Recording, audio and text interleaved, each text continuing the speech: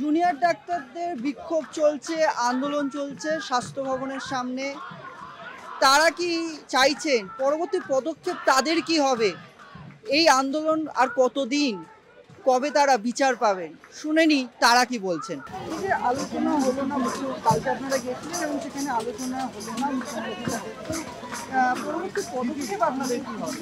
দেখুন, আমরা তো চাইছি যে আলোচনা হোক, কেউ তো চাইছে না এটা একটা অনির্দিষ্টকাল ধরে এটাই চলুক, কিন্তু কিছু তো প্রিরিকুইজিট কন্ডিশনস আছে যেটা আমার মনে হয় না মানে খুব এমন কিছু যেটা করা যায় না। এর আগেও পরিবহনের সময় আমরা হয়েই ছিল, মানে ওপেন মিডিয়ার সামনেই হয়েছিল। আর এটা উনি বলেছেন কি সাব জুডিস ম্যাটার, আমার মনে হয় না সেটা, মানে এইটা নিয়ে তো অনেকই ডিসকাশন হচ্ছে। এই কেস তো এই নয় যে এটা নিয়ে মিডিয়ার সামনে কোনো কথা বলা হচ্ছে না এই কেসটা নিয়ে। তাহলে একটা ওপেন ডিসকাশনের একটা ইন্টিগ্রাল পার্ট হচ্ছে এটা ওপেন মিডিয়ার সামনেই হোক, তাতে কি আমি বুঝতে পারছি না আপত্তি কিসের। আর আমরা প্রথম দিন থেকেই আমাদের যে দাবিগুলো, 5টা দাবি, আমরা তো প্রথম থেকেই ক্লিয়ারলি বলে আসছি সেগুলো কি। এরকম নয় যে আমরা ওটা মিডিয়া থেকে লুকিয়েছি বা সাধারণ মানুষ এর ব্যাপারে জানে না। এগুলো নিয়েই তো আমাদের আলোচনাটা হতো। এবং আমরা যে এতদিন ধরে আমাদের সিজ ওয়ার্ক চলছে, এগুলো তো কেউ চায় না। আমরা সবাই চাইছি কাজে ফিরতে, এবং এই ডিসকাশনটা যাতে সাধারণ মানুষ যেভাবে আমাদের সাপোর্ট দিয়েছে, এখানে এসে সবাই দাঁড়িয়েছে, তাদেরও তো জানা দরকার যে আমরা কি বলছি, কি ডিসকাশন হচ্ছে। এর জন্যই আমরা বলেছি যে লাইভ টেলিকাস্ট হোক। আর সব জায়গায় এত কিছু নিয়ে ডিসকাশন হচ্ছে, আমরা কিছু এমন ডিসকাস করতে যাচ্ছিলাম না যেটা সাধারণ মানুষের জানা নেই। এই যে ধরুন আপনাদের অনেক কিছুই যেরকম মুখ্যমন্ত্রী মেনেছিলেন, সেরকম ধরুন বক্তৃতার জুনিয়র চিকিৎসকদের দল এবং অনেকবার যে মেল করেছেন মুখ্যমন্ত্রী, সেখান থেকে আপনাদের কাছ থেকে কোনো রকম উত্তর পাইনি এরকম, এবং মুখ্যমন্ত্রী এই নরম এই যে মনোভাব, তো কোথাও কি মনে হয় যে সুপ্রিম কোর্টে আপনারা কিছুটা ব্যাখ্যা চলে যাবেন? আমার একদমই মনে হয় না। দেখুন, প্রথম থেকেই অনেক দিন ধরেই কিন্তু ক্লিয়ার, মানে যখন লালবাজার অভিযান থেকেই ক্লিয়ার যে 5 ডিম্যান্ডস কী কী। আর সেই ডিম্যান্ডসগুলো আমাদের এমন কিছু মনে হয় না যে ডিম্যান্ডসগুলো করা যায় না। যে প্রথম থেকেই সুপ্রিম কোর্টও বলেছে যে ইনভেস্টিগেশনের ত্রুটি আছে, আর সেই ত্রুটির জন্য কে দায়ী? যদি police commissioner cannot be held accountable then who? আমরা চেয়েছি যে মানে যে ইনভেস্টিগেশন হচ্ছে সেটা ট্রান্সপারেন্ট হোক। ট্রান্সপারেন্সি ইজ কি। যদি ট্রান্সপারেন্টই না হয় তাহলে কি হবে? মানে সবাই বলছে জাস্টিস চাই, জাস্টিস চাই, কিন্তু প্রথম থেকেই যদি জাস্টিসের যে ইনভেস্টিগেশনে যদি গন্ডগোল হয় তাহলে কোথা থেকে জাস্টিসটা আসবে? আমরা বলছি না মানে একদম কনভিক্ট করুন তারপরেই আমরা কাজে ফিরবো। আমরা বলছি যে transparency in the investigative process সেটা যেন হয়। আর আমরা চাইছি যে যারা সুপ্রিম কোর্টে যারা বলেছে যে investigation has not been conducted in the right way, সেটা যারা is responsible for that they should resign. এটার মধ্যে তো কিছু আমি বুঝতেই পারছি না এটার মধ্যে কী এমন আমাদের দাবি যে মানাই যাচ্ছে না। আমরা একদমই তাই। আমরা মানে যে দাবিগুলো করেছি এর মধ্যে আমাদের তরফ থেকে প্রত্যেকটা পয়েন্টের জন্য যুক্তি দিয়েই আমরা দাবিগুলো করেছি, এবং এটা নিয়ে তো আলোচনা হতো।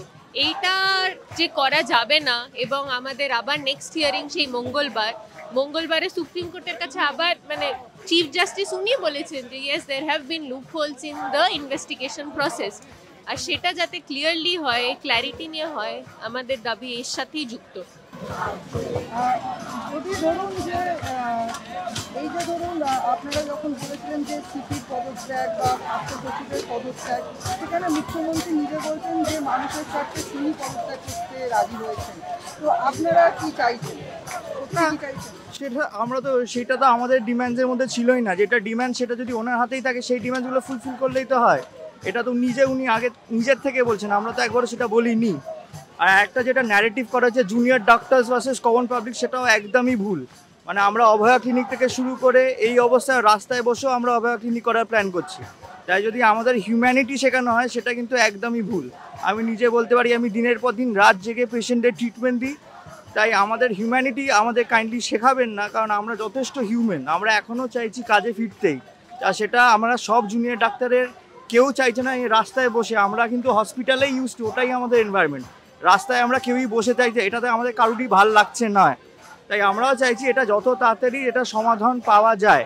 কিন্তু আমরা যে ডিম্যান্ডসগুলো বলেছি সেই ডিম্যান্ডসগুলো যথেষ্ট জাস্টিফাইড। আমার মনে হয় সাধারণ মানুষের, আপনি সাপোর্ট দেখেও বুঝবেন, সাধারণ মানুষও কিন্তু এই ডিম্যান্ডসগুলো মনে করেন যে জাস্টিফাইড বলেই আমাদের পাশে এসে দাঁড়িয়েছে। এরপরে তো ওনার হাতে, উনি অল পাওয়ারফুল, উনি চাইলেই এটাকে সমাধান করতে পারেন আমার মনে হয়। আর আমারও মনে হয় উনি চাইছেন যে যত তাড়াতাড়ি সমাধান হয়। দুদিক দিয়েই যদি চাওয়া হয় তাহলে সমাধান না পাওয়ার তো বুঝতে পারছি না কেন এত লেট হচ্ছে। আমারও ওনার সাথে একই মত। আমরা তো হসপিটালে ডিউটি করেই অভ্যস্ত এবং এখনো মানে আমরা চাই আমরা যাতে 100% ভাবে মানুষকে সেবা দিতে পারি।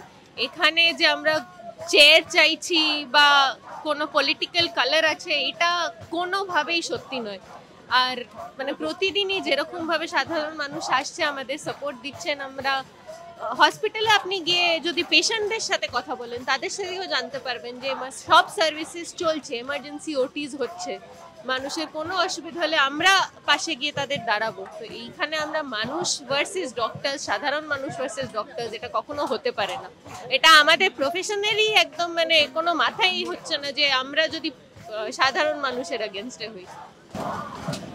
আর ধরুন যদি সরকার যদি কোনো রকম কড়া পদক্ষেপ নেয় আপনাদের, তো কি করবেন আপনারা? সেটা নেওয়ার পরেই বলা যাবে। দেখুন, ওরকম তো বলা যায় না। আমাদের তো সরকারের ওপর আস্থা আছে যে ওনারাও অ্যাক্টিভলি চেষ্টা করবেন যে এটাকে মিউচুয়ালি এটাকে একটা কোটা একটা সমাধান আনতে। এটা তো একটা প্রলং হতে পারে না, এটা তো আমরাও বলছি এটা প্রলং হতে পারে না। তাই যদি মানে এটাকে আরও অ্যাগ্রেভেট করার আমার মনে হয় না ওনারাও চান, আমরাও চাই। তাই এটাই চাইবো যে এটা মিউচুয়ালি একটা মানে মিডওয়ে দুজনেই মিট করতে হবে, সেটাই যাতে হয় এটাই চাইবো। কালকে আমাদের যখন মেল আসে যে উনি মাননীয় চিফ মিনিস্টার আমাদের সাথে দেখা করতে চান, সঙ্গে সঙ্গেই আমাদের টিম যারা রেডি ছিল তারা কিন্তু বাস জোগাড় করে ওখানে পৌঁছে যায়। আমরা চাইছি যে এই মিটিংটা খুব শীঘ্রই হোক। আমরা খালি একটাই কথা বলেছি যে লাইভ টেলিকাস্ট হোক, যাতে সবাই এটা দেখতে পারে এবং সবাই কথা বলতে পারে, সবাই জানতে পারে যে এটা নিয়ে কি হচ্ছে। তো আমরা চাইছি, এখনো চাইছি, আমরা জানি চিফ মিনিস্টার এবং পুরো টিম স্টেটও চাইছে যে এটা সমাধান হোক।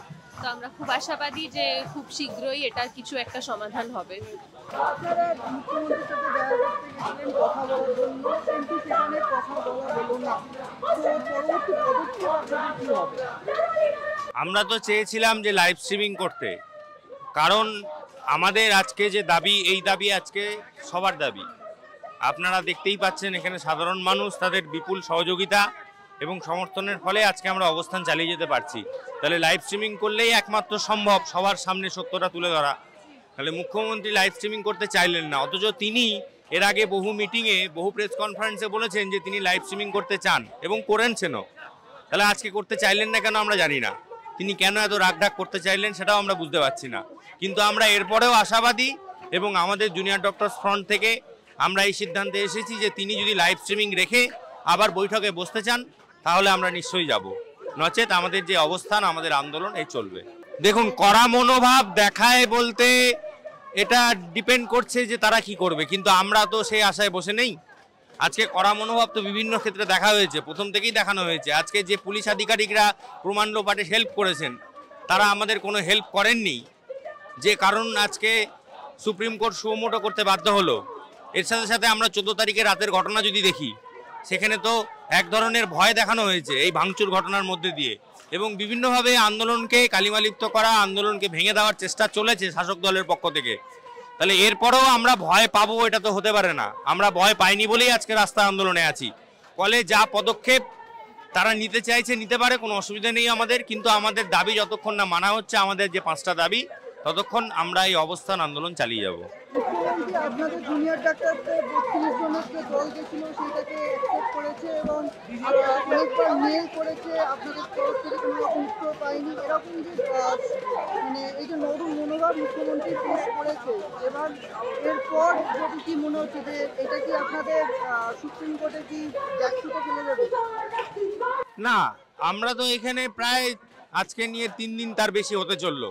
তাহলে এতদিন ধরে আমরা এখানে অবস্থানে আছি, এর আগে দীর্ঘদিন ধরে আমরা আমাদের যে দাবি, দোষীদের দৃষ্টান্তমূলক শাস্তি, তার সাথে থ্রেট কালচার যারা যুক্ত তাদেরকে পদত্যাগ করানো সহ আরও বিভিন্ন যে দাবি রয়েছে, এই দাবিগুলো নিয়ে তো আমরা অপেক্ষা করছি।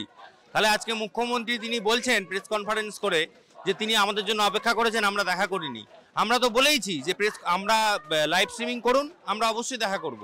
আমরা কথা বলতে তো চাই, আমরা চাই বলেই তো আজকে আমরা নবান্নে গেছিলাম 30 জনের প্রতিনিধি দল। আমরা প্রয়োজনে বলেওছিলাম যে 30 জন থেকে আমরা কম করতে পারি, সেটা 20 জন করতে পারি, কিন্তু লাইভ স্ট্রিমিং আমরা বাদ দিতে পারবো না। কারণ লাইভ স্ট্রিমিং বন্ধ করলে আজকে সাধারণ মানুষ যেভাবে আমাদের সাথে যুক্ত হচ্ছেন তারা তো দেখতে পাবেন না, তারা তো বুঝতে পারবেন না। তাহলে বন্ধ দরজার ভেতরে কি হচ্ছে তাদের কাছে সেই প্রকাশ্য দিবালোকের মতো পরিষ্কার হবে না। তাহলে আমরা লাইভ স্ট্রিমিংটাকে ছোট করে এই জন্য দেখতে পারছি না। ফলে তিনি যদি আবার কথা বলতে চান লাইভ স্ট্রিমিং রেখে আমরা আবার কথা বলবো। আমাদের কোনো এখানে ছুত মার্গের ব্যাপার নেই, আমি বারবার বলছি।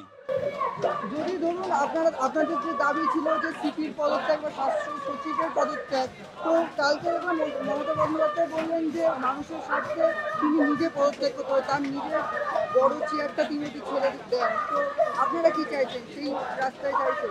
না, একদমই নয়। আমাদের ডিমান্ডগুলো যদি ভালো করে দেখেন এবং জানেন নিশ্চয়ই যে আমাদের এখানে মুখ্যমন্ত্রী পদত্যাগের কোনো ডিমান্ড নেই। মুখ্যমন্ত্রী পদত্যাগ করবেন কি করবেন না সেটা তার নিজের একান্ত ব্যক্তিগত ব্যাপার, এখানে আমরা কিছু বলতে চাই না।